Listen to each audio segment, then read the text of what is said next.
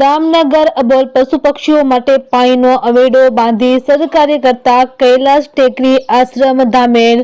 પૂજ્ય વિક્રમ બાપુનો આશ્રમના મહંત શ્રી દાસ બાપુ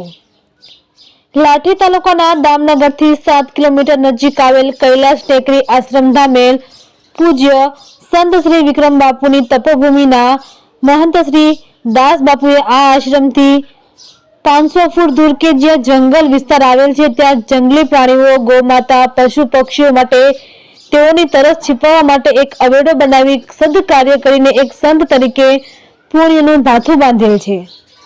રિપોર્ટર અતુલ શુક્લ દામનગર। હજીરાધરના ધામેલની વચ્ચે